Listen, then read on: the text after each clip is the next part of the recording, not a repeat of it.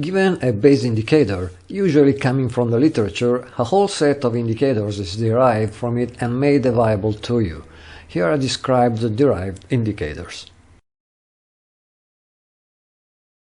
For example, in this case, the ATR is the base indicator. All other indicators in the ATR branch are derived indicators. Derived indicators are built through function composition by applying one indicator to the output of another. The data input of the first indicator of the chain is always the price. The data input of the second indicator in the chain is the output of the first indicator, and so on. Note that in the formulae section of the base indicator appearing in the description pane of the graphical user interface, the data input is always the price, because that's what happens for the base indicator. But the same formulae holds substituting the price with any other sequence of values. It is just the name of a variable. As a corollary to the previous point, the output bounds section of the base indicator in the user interface reports the bounds when the base indicator is applied to prices, which are always positive numbers.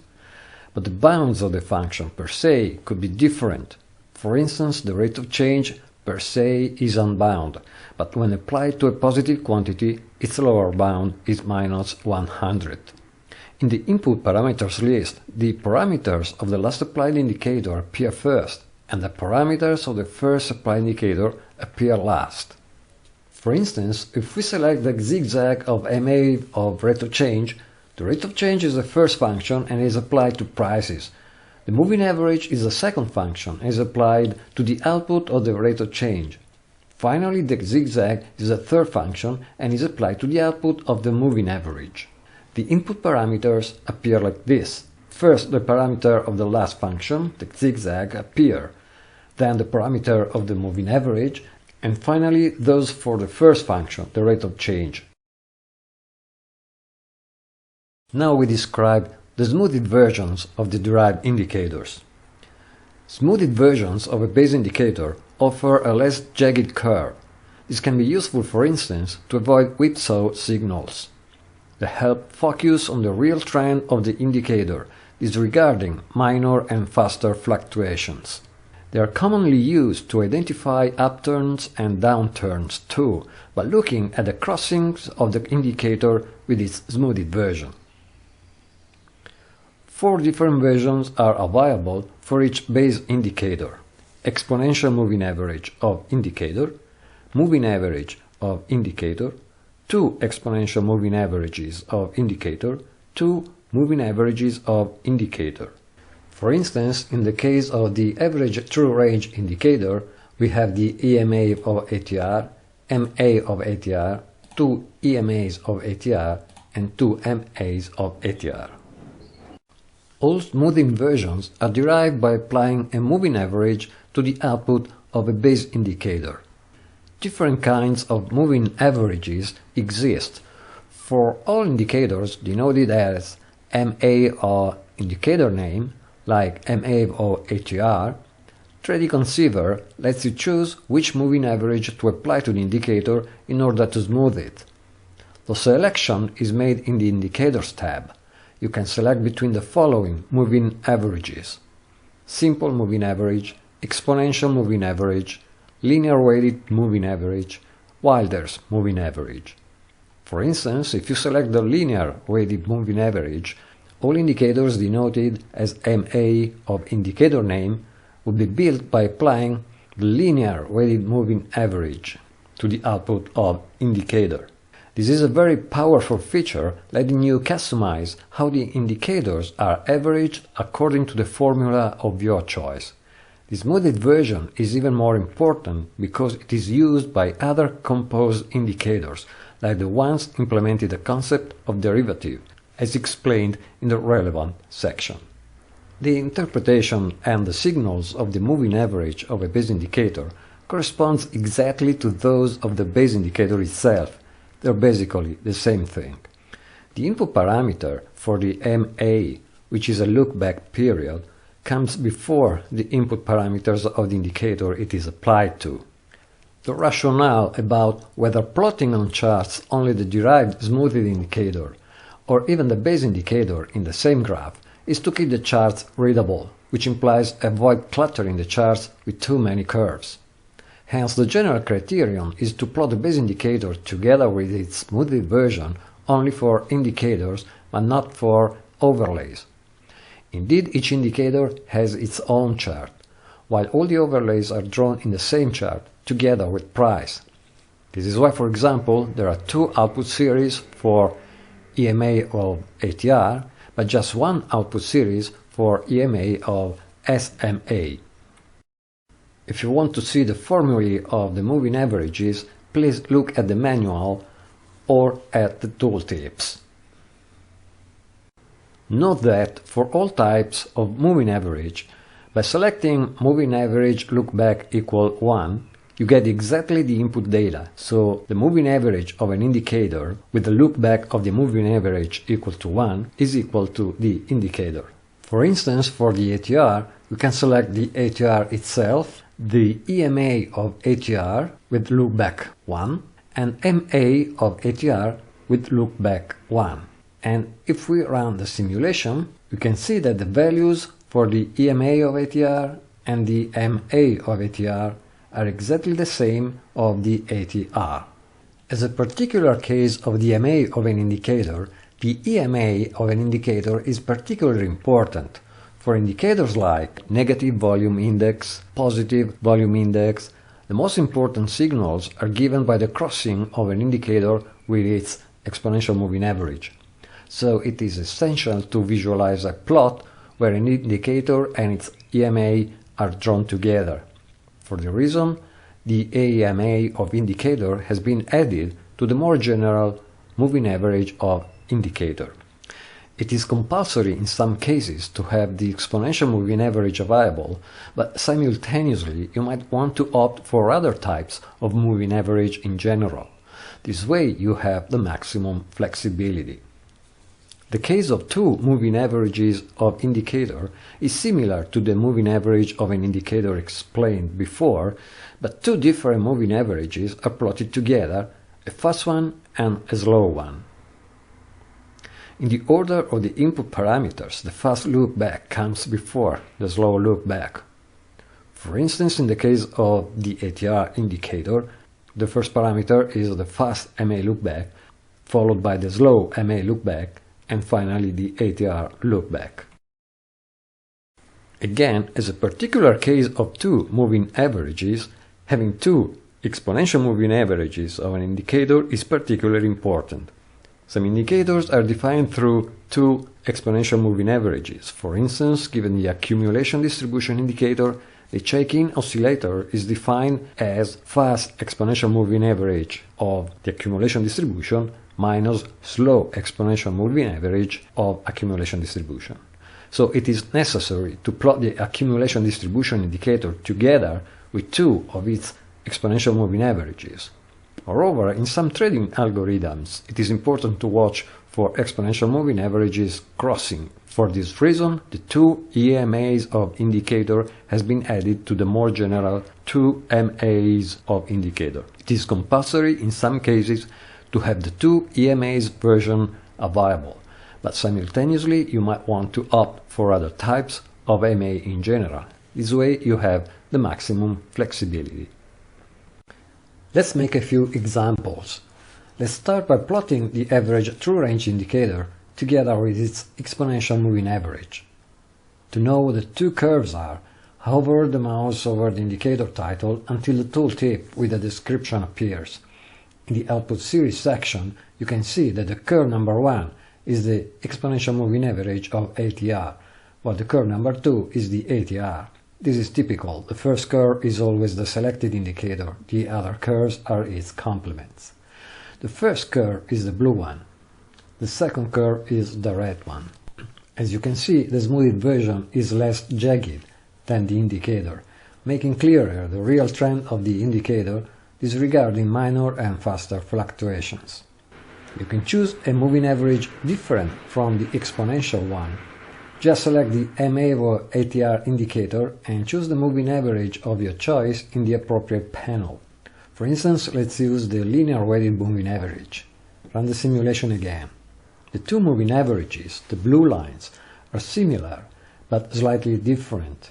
If you want to see the exact values, open the table. The moving averages are the first indicator, so they lie in the first of the two columns dedicated to each indicator. You can change the input parameters of the indicators. For instance, we can change the look-back period of the moving averages. Let's select 3 for both and run the simulation again. Until now we plotted the moving averages of an indicator and we got two curves, the moving average and the indicator itself. If we plot the moving average of an overlay, for instance, the EMA of SMA, we get only the moving average without the indicator. This is for improved readability of charts. Plotting an indicator together with its EMA is particularly important, for instance, for the negative volume index indicator, because the most important signals are given by the crossing of the indicator with its EMA. When the NVI is greater than its EMA, there is an uptrend. When the NVI is less than its EMA, there is a downtrend. So if you want to use this indicator for trading, you need to plot it together with its EMA.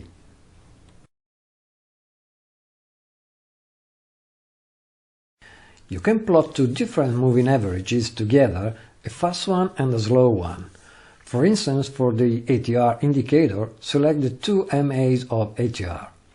Fiddle with the look-back period of both until you're satisfied. Select the type of moving average of your choice in the relevant panel. For instance, let's select the Wilder's moving average. Run the simulation.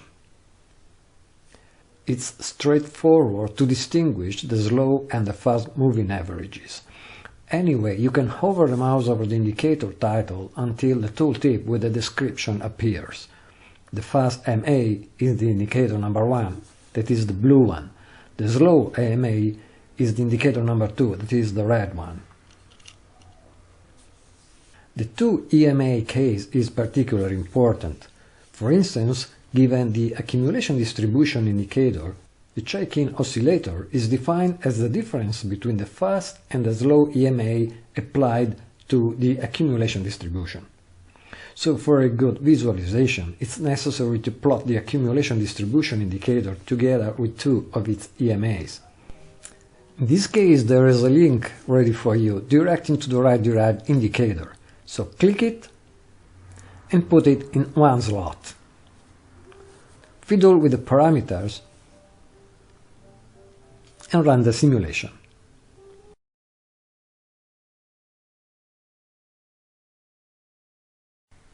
Now we describe the derivatives versions of the base indicators.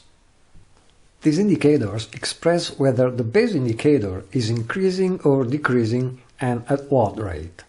They implement the concepts of derivative, gradient, tangent, incline, steepness. These are such indicators: slope, angle, momentum, rate of change.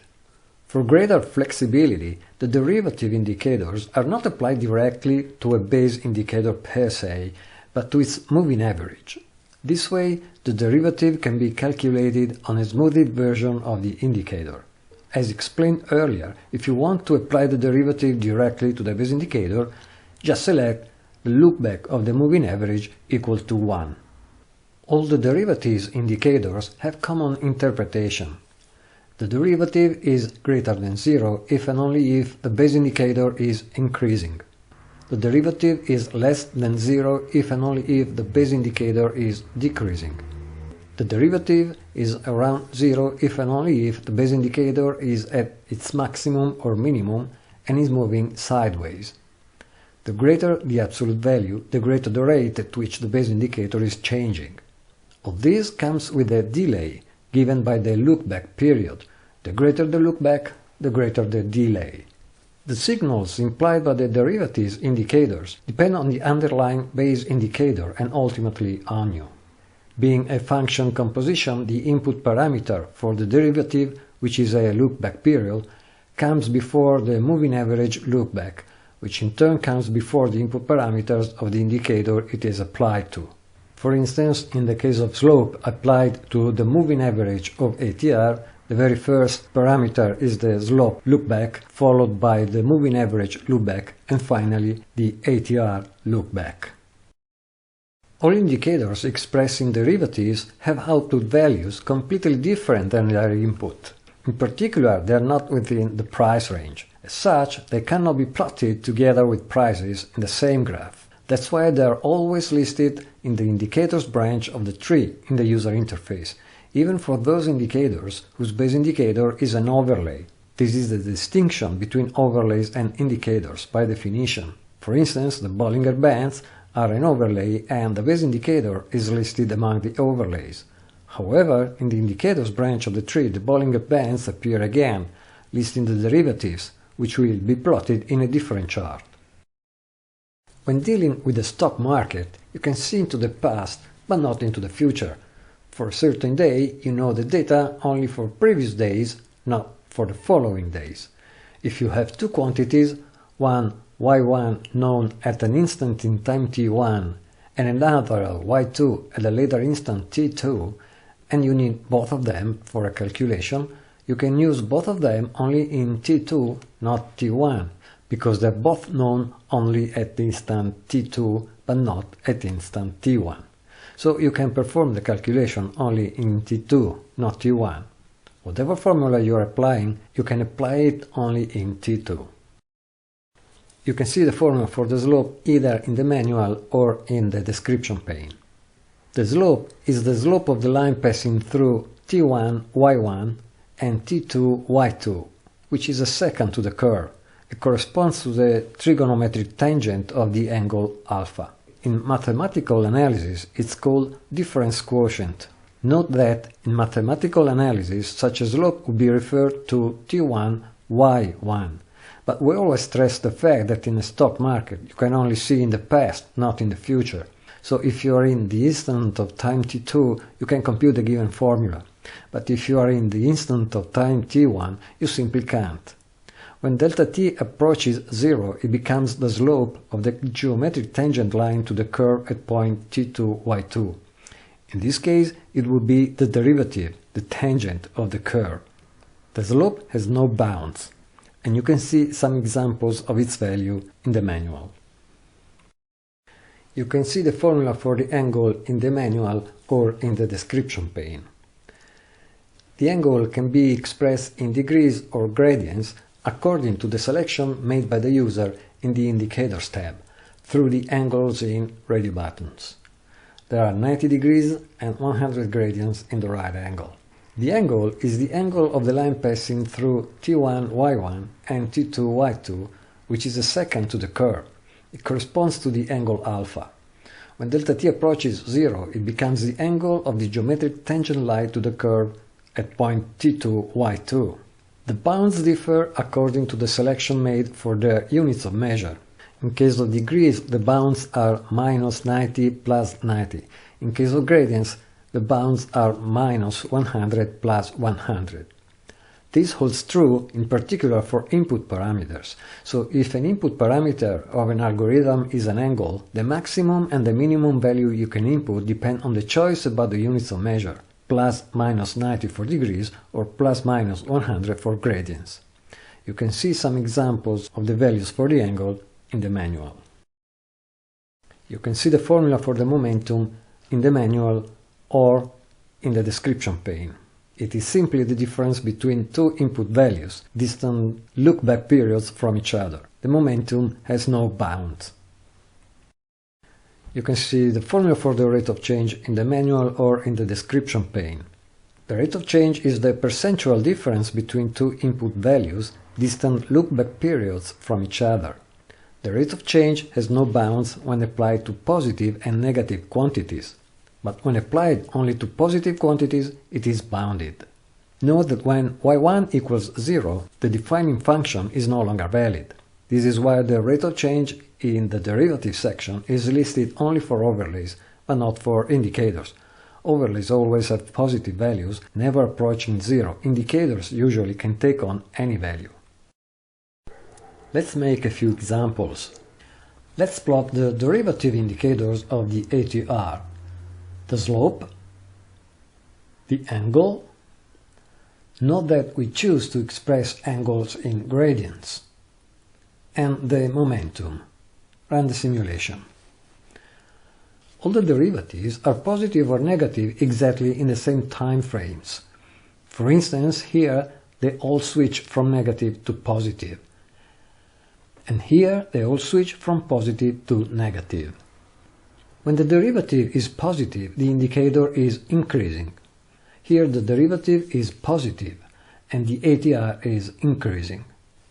On the contrary, when the derivative is negative, the indicator is decreasing. Here the derivative is negative and the ATR is decreasing. There's a delay in these signals given by the loopback period of the derivative. If you want to know when an indicator is increasing, test for its derivative to be positive. If you want to know when an indicator is decreasing, test for its derivative to be negative. In this case, you can select any of these derivatives. The greater the absolute value of the derivative, the steeper is the incline. For instance, here the values of the derivatives is particularly high and the ATR is strongly increasing. The derivatives differ in their output values. If you want to highlight the range of an indicator, unselect the checkbox Fix Viewport and see the y-axis values. The slope is unbound, and in this example is roughly between -4 and +4. It is an indirect expression of the angle of the tangent to the curve. It is portable between input values, meaning the same values are consistent even for strong varying indicators. As we select it to express the angles in gradients, the angle is bound between -100 and +100, and here is mostly between -80 and +80. It is the angle of the geometric tangent line to the curve. It is portable between input values too. The momentum is unbound, and in this example is roughly between -40 and +60. Its values strongly depend on the input values because it is basically the difference between two input values. So it is most useful for a market or an indicator moving in a limited range of values. If you are interested in an overlay like the Bollinger Bands, we don't find the derivatives in the overlay branch because they have values completely different than the price, so they cannot be charted together with the price. We must open the indicator branch. And here they are. For overlays, never taking off values near zero, there exists also the rate of change. Let's select it together with the other derivatives. Let's also select the overlay. Remember that the derivative is always applied to the smoothed version of the indicator, so select the MA of Bollinger Band, making sure the input parameters for indicator are the same. Run the simulation.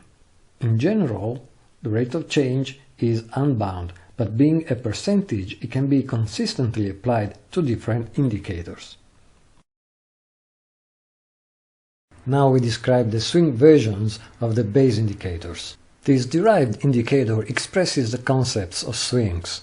Major maxima and minima are found disregarding minor fluctuations.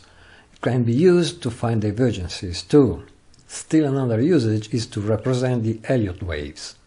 The indicator implementing the swing concept is zigzag with variable threshold. Swings highs and lows are found and then connected by segments. For greater flexibility, the swing indicator is not applied directly to a base indicator per se, but to its moving average.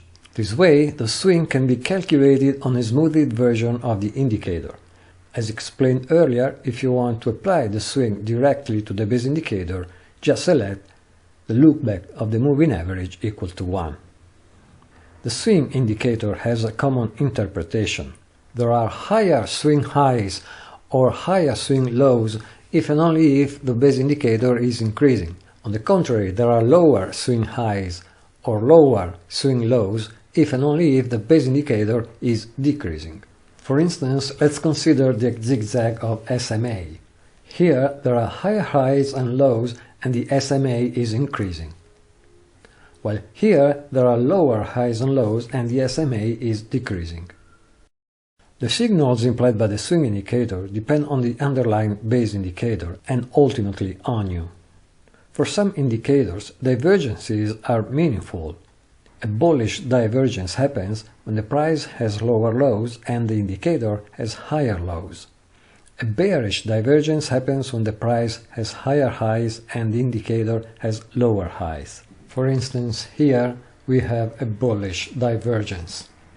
Being a function composition, the input parameters for the zigzag come before the moving average lookback, which in turn comes before the input parameters on the indicator it is applied to.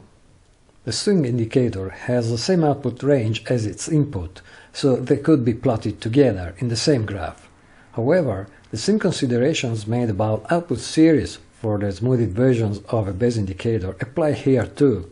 We want to avoid cluttering the charts with too many curves.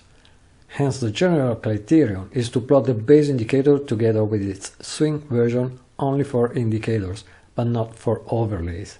This is why, for example, there are two output series for the zigzag of MA of ATR, but just one output series for zigzag of MA of SMA. Swing points are found through a zigzag indicator.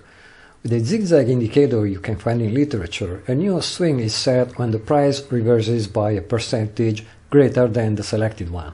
However, this standard zigzag is not suitable because it works with a fixed percentage. For this reason, we developed a proprietary zigzag indicator working with a variable threshold based on volatility. This way it adapts automatically to market volatility. Swing points are found according to the volatility of the moment, not based on a fixed percentage varied throughout the historical data. As volatility indicator, the highest high, lowest low is used. As the name implies, it is defined as the highest high and the lowest low in the lookback period. The difference between the highest high and the lowest low is taken as volatility. You can find this quantity in the highest high, lowest low width indicator.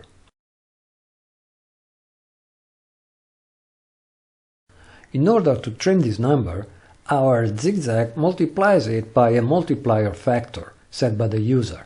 Such a product represents the threshold, that is the minimum amount the input must retrace in order to set a new swing point. A new swing point is set when the values input to the zigzag reverse by an amount greater than the threshold from the last swing point.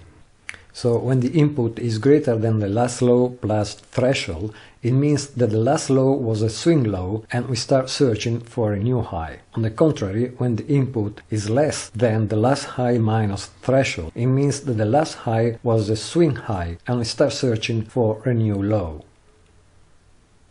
The adage that you can look into the future could look naive, but graphs can be devious. In the zigzag indicator, even in the standard version, highs and lows are first found and then connected by segments. This way of plotting could lead to misunderstanding. Let's make an example with zigzag of MA of ATR. Let's suppose we found a swing low.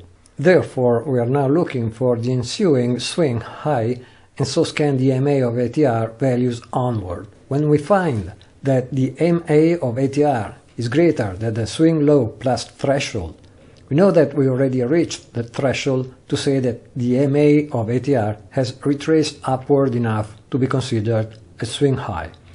Now we must do two things. First, watch for higher highs. The MA of ATR might go even higher, so we keep watching for higher highs to set the swing high.